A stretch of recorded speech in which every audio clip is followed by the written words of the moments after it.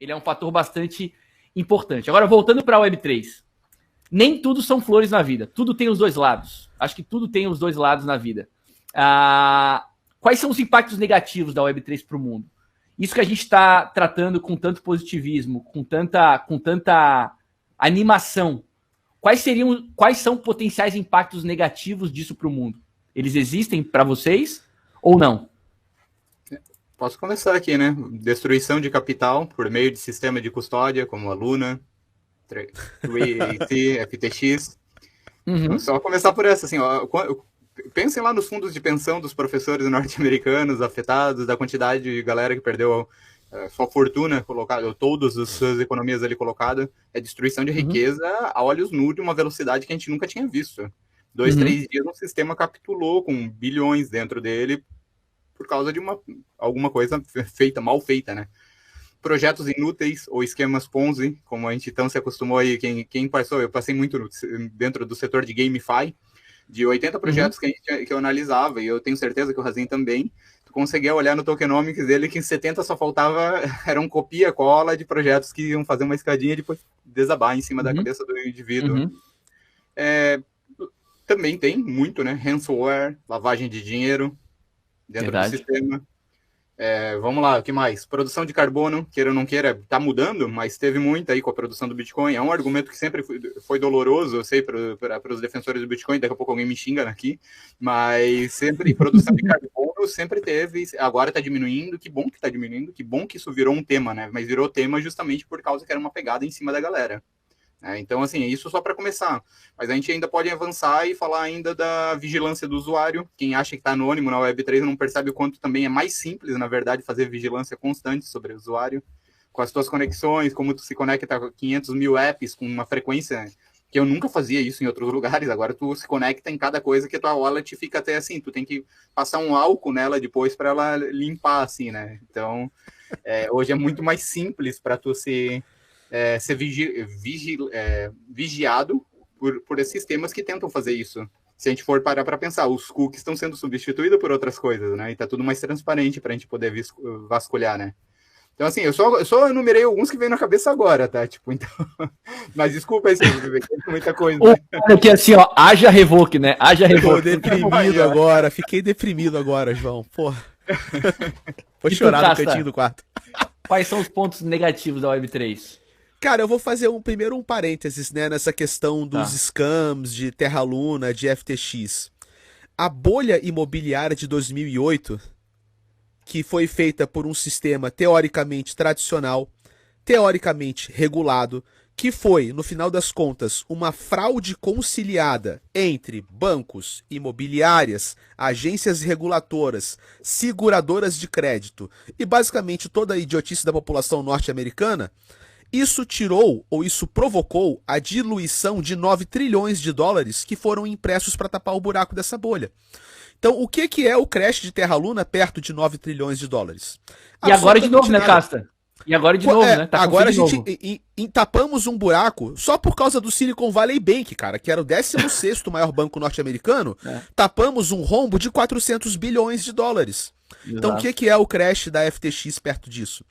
Né, o sistema tradicional, ele ainda é margem para todo tipo de sorte, de fraude, ganância, roubo, corrupção, só que isso acontece só na alta cúpula, só entre os super ricos. Qual que é o problema, na minha visão? É que quando nós buscamos a liberdade individual, especialmente quando nós buscamos a liberdade individual com viés econômico, nós também buscamos a liberdade individual de você fazer cagada. Cara, não tem jeito. Ou você se torna uma ovelha e o pastor toma conta de você, ou você se emancipa e se arrisca a dar com a cabeça na parede. Nós estamos tentando emancipar milhões de pessoas ao mesmo tempo. Nós vamos provocar uma sucessão de milhões de microcagadas, uma após a outra, enquanto coletivamente nós nos aprendemos a trabalhar nesse rearranjo, onde não vai ter o sistema falando o que você tem que fazer para não perder o seu dinheiro. Isso para mim é uma consequência natural e faz parte dos solavancos da tentativa de se emancipar indivíduos em nível social, em nível econômico e até mesmo em nível político, porque as DAOs hoje, cara, elas são caóticas. Assim, são paradas assim, bizonhas. Você acha que é lindo uma DAO, vai ver o fórum de governança. Cara, é um chove não molha, é um nonsense, sacou?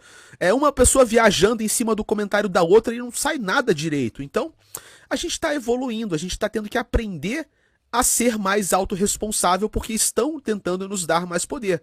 E vai ter muito solavanco, muita perda de dinheiro, muita treta, enquanto a gente tenta se encaminhar para um modelo como esse. Sempre vai ter opção para quem não quer isso, vocês acham? Sempre vai ter opção para quem não quer isso, porque, por exemplo, na pandemia aí tinha muita gente pedindo por né, o que eu devo fazer, né? Ou seja, querendo que governos tomassem decisões que deveriam ser desnecessárias, né? A gente deveria se responsabilizar pelas decisões que a gente toma. Vocês acham que sempre vai ter espaço para isso? Porque sempre vai ter uma galera que espera por orientação? Tá, vou começar aqui. Primeiro, naturalmente, só voltando à resposta do Casta ali, tá bem complementar a minha. E eu acho que faz todo sentido, tá? Só o único ponto que eu colocar aqui, geralmente esse sistema tradicional, assim, que causou todo esses caos, a Web3 vem para solucionar ele, né? E daí quando tem essas micro cagadas que se tornam destruições rápidas, ela acaba jogando contra o próprio argumento da romantização da Web3. Eu concordo. Mas, assim, os argumentos do Casta são muito bons, tá? E agora, tratando aqui, tá, sobre se vai ter gente sempre que sim, tá? De forma bem simples, sim. Eu acho que sempre vai ter um monte de pessoas que não vão querer lidar com tudo isso. E hoje a gente sempre bate, né? Virou padrão comum. A gente vai em qualquer evento e a gente ouve o cara falando, pô, a gente tem que melhorar o X, a gente tem que melhorar a segurança, a gente tem que gerar escalabilidade. Mas, no geral, quando eu vou, assim, eu vou dar aula de vez em quando eu dou ainda aula de economia, tá? Para alunos voltado para cursos de comunicação. A galera não sabe direito o que é investimento. O que é inflação? Como que os juros se aplicam no mundo, tá? Isso é realidade de estudante universitário. Então, colocando piamente, eu não consigo acreditar nesse indivíduo, muitas vezes, não estou falando que todos, não é generalização, mas todos eles querendo se auto-emancipar em questões que envolvem, mesmo questões financeiras ou questões de como que eu vou acumular os meus recursos, onde que eu vou investir, onde que eu vou trabalhar, porque vocês sabem, isso dá trabalho, né? Gera trabalho, e às vezes o indivíduo só não está afim. Só não tá afim, ele quer terceirizar e pronto. Porque não é o que ele quer fazer da vida, ele tem outros propósitos para isso, tá tudo bem, tá? Eu não vejo que uma entidade centralizada precisa ser má. Mas... Eu concordo com o João. Concordo muito com ele. Eu acho que se nós falamos de dar liberdade individual para as pessoas, essa liberdade individual inclui a liberdade de se organizar. Inclui a liberdade de um grupo de pessoas se organizar para prestar serviços para outras pessoas. Como ele falou, cara, tem um cara que de repente o cara é poeta, mano. Então acho que esse cara quer se preocupar com chave privada? O cara quer fazer poesia, cara. E se a gente fala de libertar as pessoas, tem que libertar as pessoas não para que elas se preocupem com as suas wallets. A gente tem que libertar as pessoas para que elas façam o que dá na telha delas de fazer o que elas quiserem. E algumas podem querer não se estressar com dinheiro. Entendeu? Eu quero viver a vida de um nômade digital, eu quero ser um artista, eu quero ser um cara que trabalha manualmente, que é um artesão, eu quero ser um cara que se preocupa com outras questões médicas, saúde. Eu não quero me estressar com finanças, eu não sou um cara de números. Então a gente tem que oferecer um futuro para essas pessoas onde elas podem se preocupar com isso.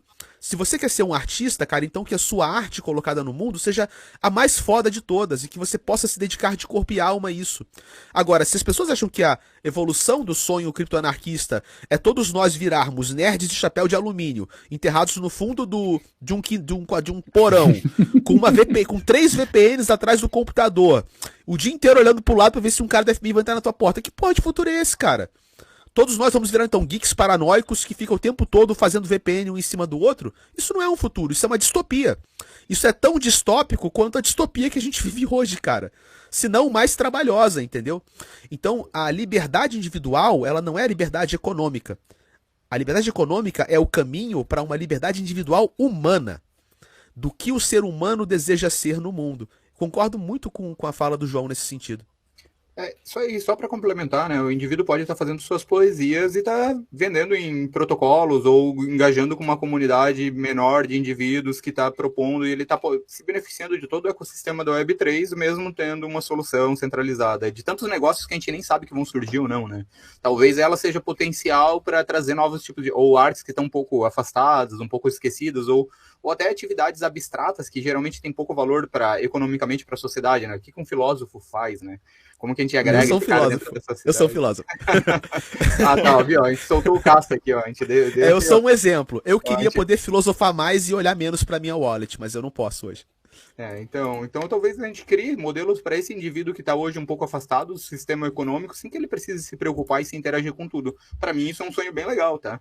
Eu consegui agregar esses caras que estão fazendo suas próprias experiências sociais, artísticas, e eles poderem se sentir seguros dentro desse ambiente, produzindo sua arte de uma forma mais livre, mais independente, com menos pressão econômica, tá? Mesmo que eles precisem terceirizar uma parte.